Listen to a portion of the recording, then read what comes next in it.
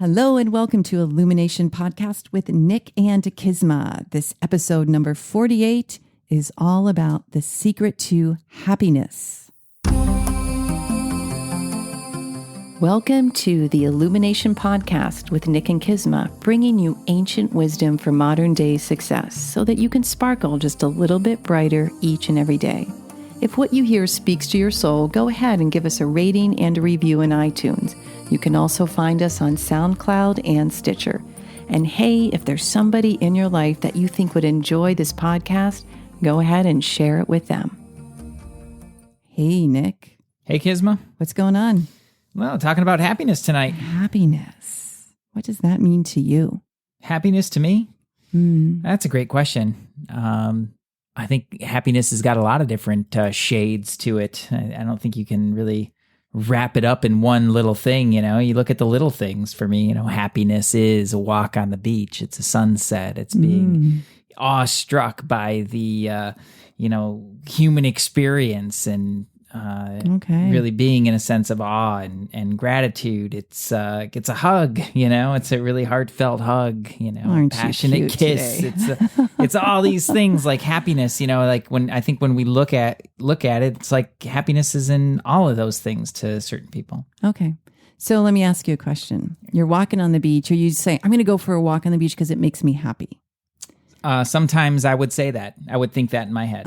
And then what happens when a jellyfish crawls up and bites your leg? I would be unhappy. You would be unhappy. I got stung by that stingray that one time. Yeah, you got stung by. So you were surfing happily and stung by a stingray and not happy anymore. It was painful. Yeah. Painful is not happy. Yeah. You are not happy when you're in pain. I was not super happy about that. So I guess my point is happiness as we know it today seems to be fleeting and temporary. And so my question is, which we'll be pondering throughout, is like, what is real happiness and is it fleeting, or is real happiness permanent? But let's look at what many people believe will bring happiness to them. Now, you mentioned some simple pleasures, walk on the beach, a hug, a kid, those little joys in life. I totally see that. But my question is, how many people are buying stuff or eating stuff or drinking stuff to make themselves happy? Well, I think we all do this in some way, shape, or form. This is the human experience. Okay, fair enough. That chocolate pudding in the refrigerator is going to make me very happy. You're the for just a few minutes, though. That's the point. Well, I think, your example of the walk on the beach is really stellar, actually, because we put these conditions on whatever that thing is to be happy, right? So I'm walking on the beach. Well, would I suddenly be happy if I got stung by a stingray? Would I suddenly be happy if it started pouring down rain, or if I suddenly hit a rocky patch, or if I sprained my ankle? I'm still walking on the beach, why am I suddenly unhappy if walking on the beach means happy, right? But all these little conditions start to come into it that start to tip the scales. Right. So the moment that our mind, which we use the word mind, meaning emotions, and that those fleeting thoughts and emotions going out there. But the moment the mind is agitated, a human is no longer happy. It diminishes happiness. It diminishes, squashes, just exterminates happiness. You cannot be happy if your mind is agitated, because you are then suffering. Yep, I'd agree with that. So I would say that it goes on a scale. So the more agitated you become, the more it diminishes your happiness. So if I'm sitting, let's say, for example, we'll go back to the beach. Right? Sitting on the beach, I'm hanging out, and it's a beautiful day. I'm watching the sunset, and everything's perfect, except there's this little fly that keeps landing on me and kind of biting me and bothering me. Okay, well, it agitates the mind, but not to a degree that it destroys the experience, but that it takes something away from it. Does. Interesting, right? So I look at it kind of as a scale. Okay. So humans do all sorts of things to find this happiness. Some people call it pleasure. We're looking for an upward experience of some sorts. We're looking for gratification. We're looking for fulfillment. And we mentioned earlier, like when people go and buy things or they work really, really hard so they can have things, we know there's two reasons why people go out and get stuff.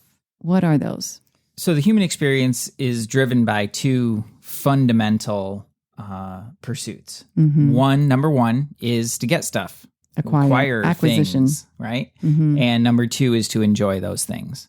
You know, we've seen it in the hierarchy of needs, which is a little bit of a more complex version of that. You know, you see it in different value systems, but at the end of the day, if you really boil it down, it comes down to one of those two things. You're trying to acquire stuff that you want, and then once you have those things, you want to enjoy them. And doesn't it break down further too? Because we get this stuff because we want to enjoy it, but then we also want to feel safe. So people will use stuff to either feel happy or to feel secure. Yes, I would agree with that. Yeah, absolutely. It's like happiness is at the core of it, because what's behind the security and the safety is like, oh, well, then I can finally feel, I can be safe to feel happy. I can feel safe to be happy. Okay. I've got enough. It's okay. It's like whatever. There's no saber-toothed tigers hunting me down. You know, I can at least just relax and be contented. So the issue that many of you listening, I'm absolutely sure you know this, is you get that thing. Okay, let's just talk girls. You go out and you get a really cool new pair of shoes and they're awesome, and you put them on and you experience happiness. You experience joy. You feel like this badass girl, woman in this awesome pair of shoes, and you're rocking it and the whole thing. But how long does that joy, happiness, badassness really last? Because after you wear it a few times, all of a sudden they're just, oh, there are those shoes. And I know you probably have a pair that are really special, pull them out every now and then. But anything we bring in, we sort of neutralize to it. Yep. Right? And then it no longer gives that immediate zest and gratification and sparkle because it was fleeting. It's not permanent. It's a diminishing return. It's a diminishing return. So when you look at happiness like that, one of the ways that you keep your happiness level up or your enjoyment level up is through abstaining, right? And I don't mean that in like some severe, point of view of like, don't eat food and then you'll really enjoy your food. It's like, but if you eat ice cream every day for every meal, like you're not going to enjoy the ice cream as much. Sooner or later, you're going to be like, yeah, I'm good with the ice cream. And every time it's like, you become desensitized to it. Right. What's that word that they call? Neutralized. Neutralized. Yeah, you used it. Thank you. Mm-hmm. Do you remember that time in Chennai, we went to India and you ate all those mangoes? You had Nick.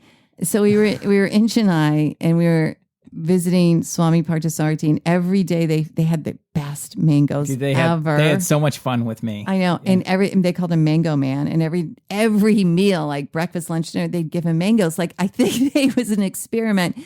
When's the guy going to crack? Like, when is he going to neutralize? I don't know if you ever did neutralize. They're so sweet. Like, the Indians are so sweet about it too, where they're just like, oh, more and more. It's like it's like what I would imagine an Italian mother to be like manja, like you're like have more, and you're eating food, and I'm like eating so much food, and then they're mango after, and the mangoes are so good. Like they're really, really good. They were awesome. So, but yeah, I definitely started to neutralize to those. Yeah, after a while. And then I think they kept pushing them on you because they wanted to see your face. They did, but I kind of got my own out on that last day. Remember that day that we were out and I got sun poisoning? Oh, yeah. And I was just wiped, like I could barely eat anything.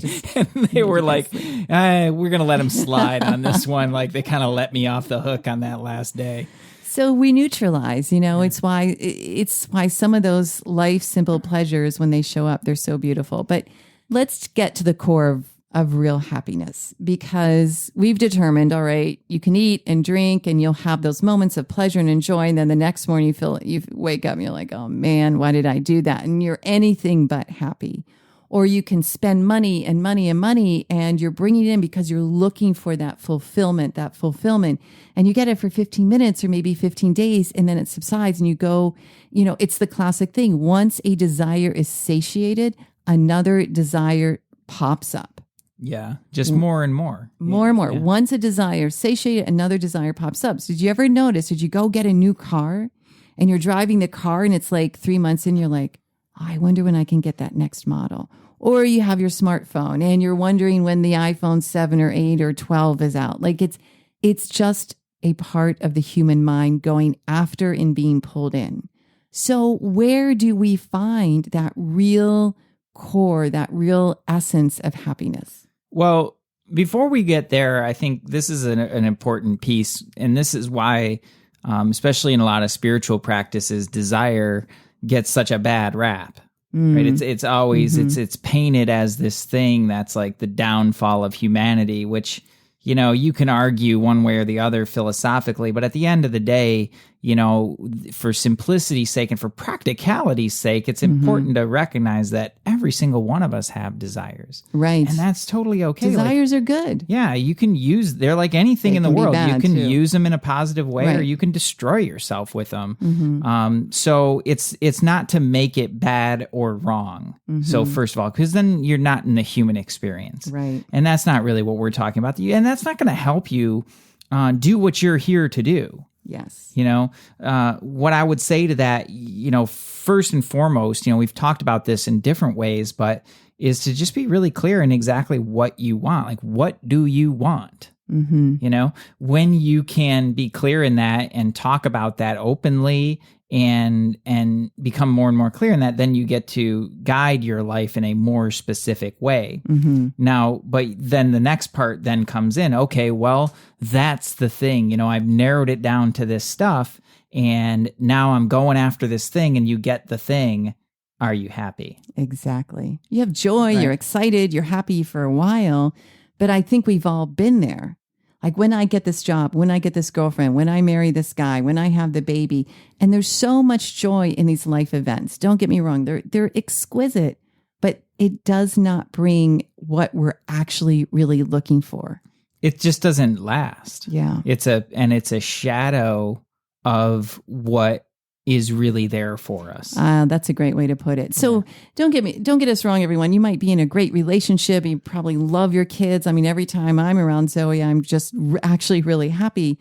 But you know what I mean? We're looking for a state of being, and yet it comes and it goes. It's like a wave on and it's like a wave off. That's the conditioning, though, because God forbid, if something happened to Zoe, you would be extremely unhappy. Exactly. So you're happy so long as her well-being is ensured, and she's so in a you need to certain call state. home if you're listening. You need to like Skype your mother, because I'm actually not really happy right now about that. She's been gone for a month. I haven't there you seen go. her face. Right? There you go. Conditioned happiness is right there. Like that's the height of it. You know, you're happy so long as and that's the trick, right? Because then we wind up just building this house of cards, right, that gets blown down whenever something changes for us. So we create whole lives based on this system and based on the misunderstanding that the happy is in the things, right, and the happy is in the people. You know, we go a level deeper into the people, and then we go into the feelings that we get, you know, and the thoughts we think when we're around the right people and the right things, and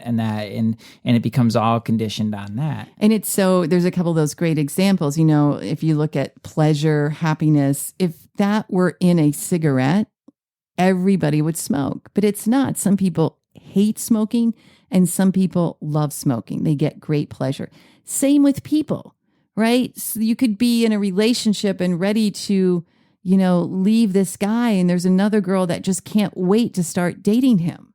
Exactly. So there you have it. Then we have to look at the perception of what's going on around us, what we have, who we're with, that whole perception, and when it changes and when that so-called happiness is gone. Well, and this goes back to so when we talk about conditional happiness, it goes back to the episode that we did on freedom and real freedom, where, you know, the more that we set up our lives in that way, the less free we are, because, you know, you go, you acquire, you get the things, you get, you know, whatever lifestyle or whatever income that you have right now, right. There is, I can guarantee it. Oh, and the train of truth preemptively striking right here. There is somewhere in every human being that fear of loss. Yes. Whether, you know, however subtle it may be, it's there. What'll happen if, you know, what'll happen if something bad, what'll happen if I lose my job, what'll happen if this or that. And that fear of loss becomes an underlying anxiety, and that continues for us to drive, that continues that drive for more and more and more, so that we can feel safe and secure. Right. And so we come back to this conditioned thing, which is really the opposite of freedom in your life. Exactly. Yeah. Now, of course, there are some people with certain, we talk a lot about soul energies and what somebody's soul energy is. It's very much going to determine when they embody that primary soul energy, how they live.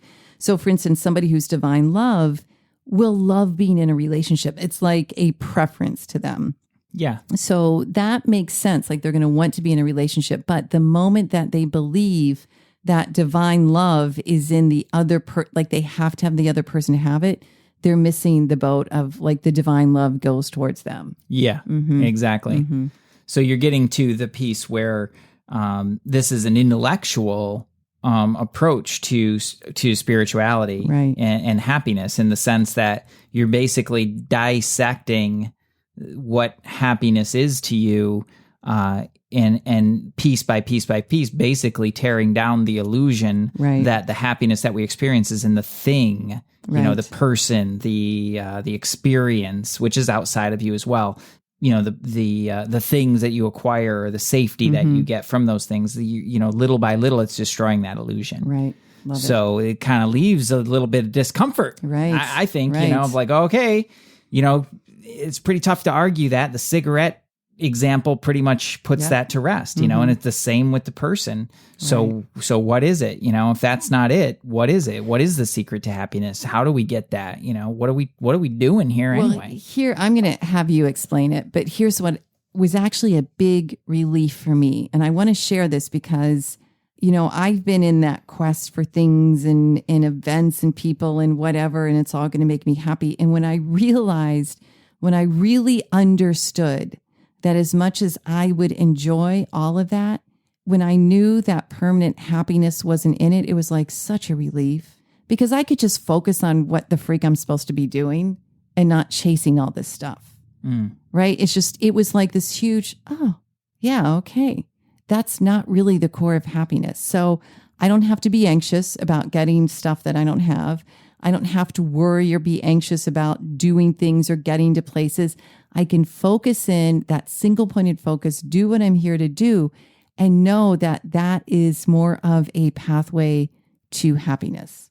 So what you're saying is that you get to stop wanting things. Well, yeah, but you get to fully experience like whatever that is. Is that what I'm understanding? What I'm saying is like, let go. You don't need, go get what you want, but know that it is not going to actually bring you happiness. So don't have such attachment to stuff. Okay. Right. So it's the attachment of wanting and thinking we need it and going out that is really depleting everyone. It's really exhausting.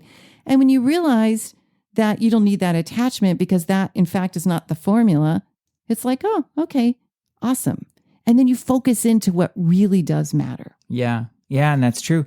And how many people do we know, and how many people have we worked with who have been extremely successful in their lives? They've made money. They've had, you know, the great partner. They've had the family. They've had the house, like whatever, like the whole package. And still they wake up and are like, is this all there is? Or like there's something more. And so that's where oftentimes the turn and focus is more inward towards a spiritual type of practice. Like wherever you find that, you know, it could be this podcast, it could be religion, it could be, you know, spiritual studies, it could be like whatever, but there's that look, that seeking for, man, I thought I had it. I thought I had everything. Right. You know? Or another one that we see a lot too is where then they have all that and then it's gone. And then it's gone, and then they're devastated. Somebody ups and leaves. Somebody gets a disease. You know, what's really important, like this isn't about that renunciation of give everything up and be spiritual. Get what you want, people. Go out,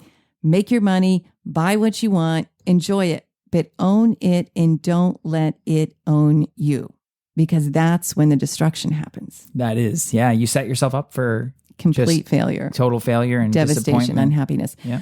So the point is that whether you call it spirituality or I think spirituality and religion, whatever, I'm just going to call it spirituality, expanded consciousness, increased awareness, frequency, all those internal pieces are what actually feels so good. And like you said, Nick, we see it time and time again of clients coming in.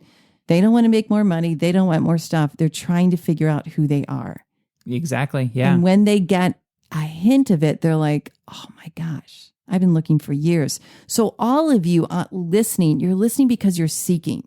You wouldn't be listening to this podcast if you were not seeking something. So we seek as humans, and we're likely seeking for something that gives us happiness. It turns towards the internal, which is awesome, right? Because that is a major shift. That's a pinnacle point in a human's life. And what's important about that is that it does start to then you start to shift away from the external, but the pitfall of it, or the caveat, is that now you're in the internal realm. And if you ignore the external altogether, you can really mess up your life, your money, your job, right. Your relationships. This is not about disengaging from the world. It's not about that at all. That's one of the caveats. And secondly is then, pretty much all bets are off once that shift. That's a radical paradigm shift. That's a 180. Right. And once that happens, all sorts of things happen. People start to wake up different energetics in them. Yeah. They become much more sensitive to other people's energies. They wake up to some different abilities and skills and parts of themselves that they never thought, were even there. And it becomes very, very confusing. Yeah. And then there's often a real drive to be like, okay, well, I need to live like this. I don't want to lose this, right? There's that lost thing. Like, Yeah. I want to live this out in my life. Right. And then there's well, how do I do that? What do I do now? Right. And that's like going through that process of awakening is one, it's a radical shift, physically, mentally, emotionally, and energetically. Right. And two is there's a lot of confusion that can come with that of who am I and how do I function in the world now? Right. And rediscovering yourself and rediscovering how you fit and relate to the world can be very, very challenging. Yeah. But that opens the door to find a happiness that is within you and something that you have control over and something that you can create for yourself. It is really a sense of fulfillment. The reason we seek happiness day in and day out is because there's a void. The yogis, the philosophical yogis teach it as it's the ignorance of self. It's the void. We do not really know who we are. We do not know the true power from where we come, the individuation of the unique energy. We have not realized that. So there is a constant void. And some people have a bigger void because they haven't even tapped into this. Others just have a smaller, whatever it is, it's still there. And the more that you gaze inward, the more that you really get to know not just who you are, but the value of who you are. Yeah, that's really important. The value of who you are. And that's another place where when that turns inward, where the value can get placed on the spiritual practice itself. Whether it's, looking at yourself or your prayer or your meditation. The non-essentials. Yeah, all these spiritual quote unquote practices. Right. That are meant to, they're a means to an end. You become attached to those. Yeah. And again, it takes you away. And the tricky part about that is now it's all inside of you. Right. And it's very difficult to argue that those things don't bring you happiness because when you meditate, you feel better. Right. But that's not the thing, right? It's not the real thing. And like you just said, it turns your gaze away from the question of all questions, which is who are you? Right. And what is this all about? Right. What is this experience life all about? What is the true value of a human being? So what's a tip? How do we start? How do our listeners start really exploring that? Where do they direct their thought flows? Well, that's a great question. And there's I don't think a simple answer. When we're talking about the secret to this, the thing is basically just recognizing that happiness does not lie anywhere but within you. Mm-hmm. So as you continue to look at yourself, right. the when we talked about self-love and self-appreciation, that's another sort of practice that can help you wake up to that. Right. And to wake up to your true value and your uniqueness. But I really think, to put it in as simple a terms as we can, it's basically knowing who you are. But let's not go way off into the ethers with the absolute sense of that. Is that okay? Yes. I know you love that. I love the ethers. I don't want to deprive you. Okay. But I think in a practical sense, it's when we talk about to know who you are, it's to know your essence. Yes.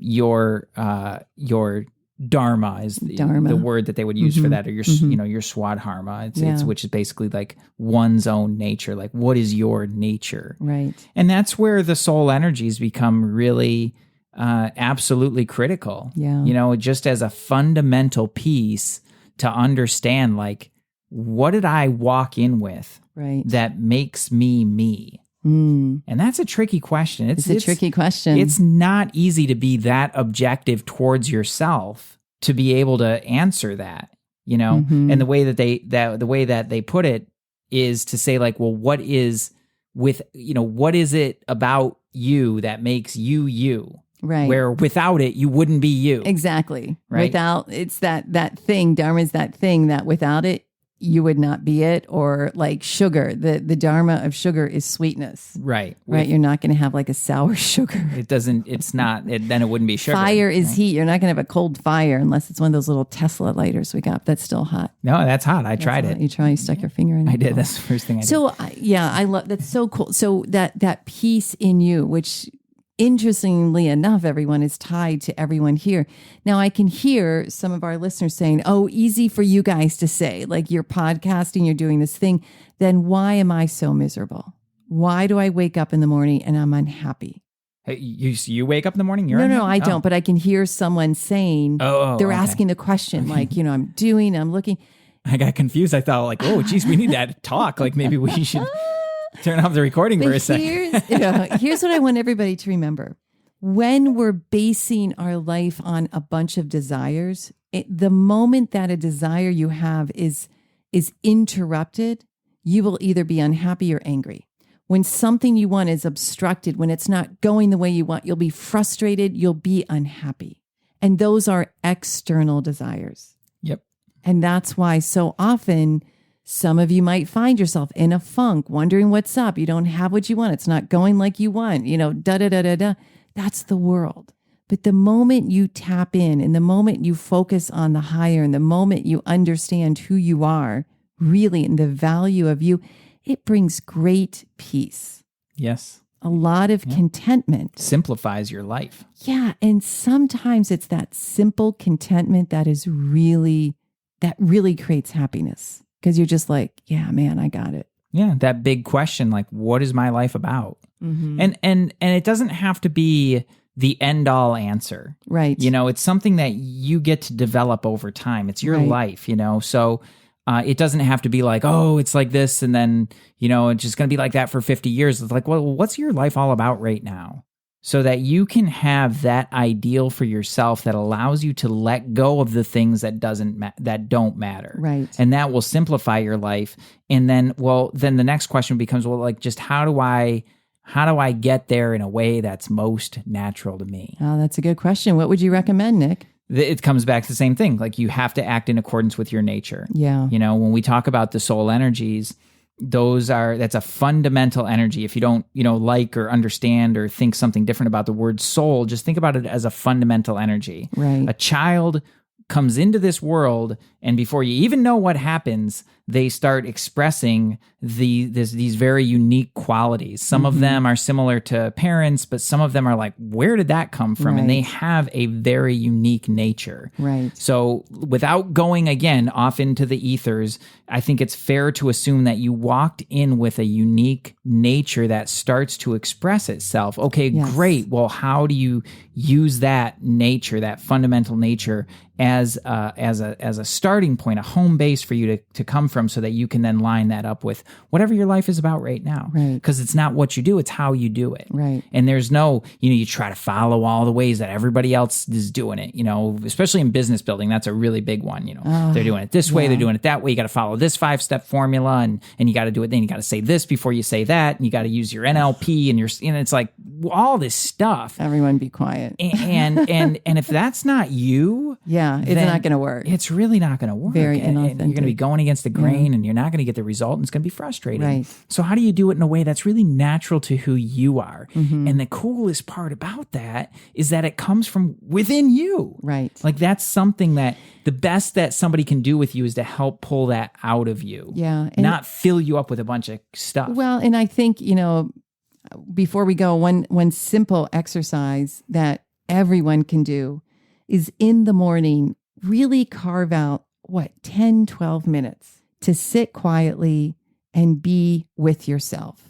Because it really does take a great deal of courage to examine yourself, but you are living with yourself more than anybody else. So why not get to know who you are at that real core truth level? It's not, if I understand you correctly, it's not exactly a meditation. No, it's an inquiry. You're sitting with an inquiry. Just in, look, if you want to go there, you actually have a whole spiritual team behind you. So, me, like bring in the team. If you don't believe that and you believe in God, talk to God. But if you've got this spiritual team, ask your higher self. If you're listening to this, we talk about higher self, full potential self. Ask your higher self questions. Sit and ask your higher self questions. You will get answers.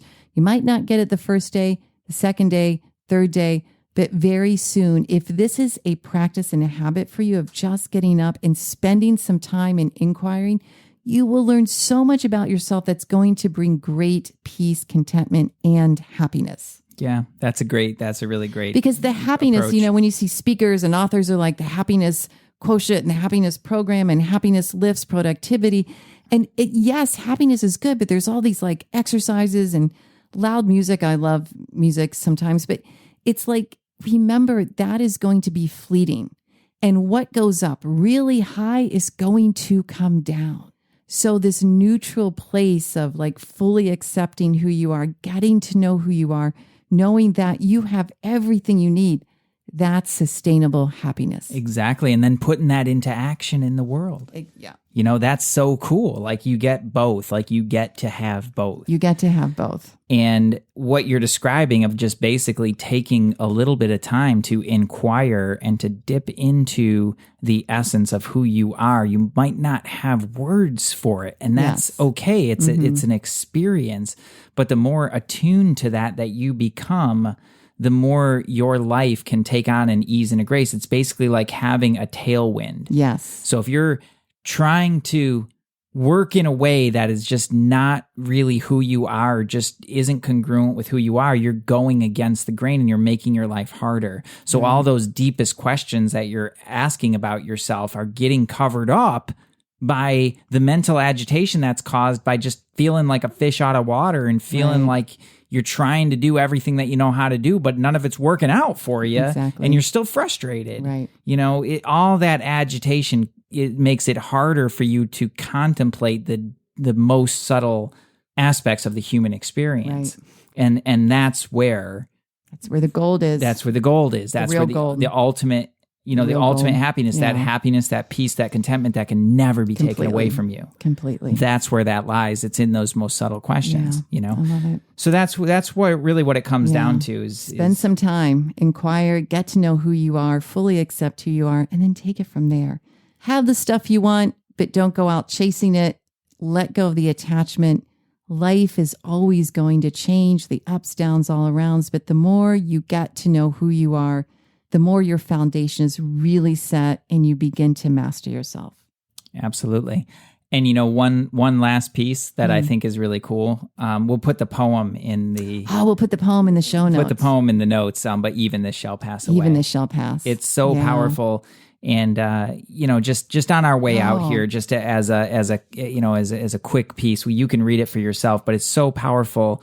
This king wears a ring, and on it is his counsel. Like they say, it's his counsel for every situation that he can encounter. Right. And what does it say on the ring? But even this shall pass away. Yeah. So it's just a way of really remembering the transient nature of our human experience and how easily things come and go in our lives, and that the more attached you become to having it a certain way, the more agitated you'll be. But when you really embody that, even this shall pass away, every twist and turn in your life is met with grace and ease. Yeah. And it just allows you to be more of who you are and to be more empowered in that. Yeah. It's beautiful. Let's do it. We'll get our guy Jason to put it in there. Yeah. He's awesome. Yeah. Okay. So we'll get that in the show notes, but I think that That's it. What do we got? Like about 30 minutes here of the secret to happiness. Secret to happiness. Let us know how it's going. Please email us info@sourcemovement.com or hit us up on Facebook and let us know how it's going, what your secret to happiness is. If you've got one that we don't know, but I think ours is pretty darn good. Yeah, I think it's solid. I think it's real solid. Awesome. So everybody, thanks so much for tuning into this episode, and have an awesome day. Go be happy. Namaste. Peace.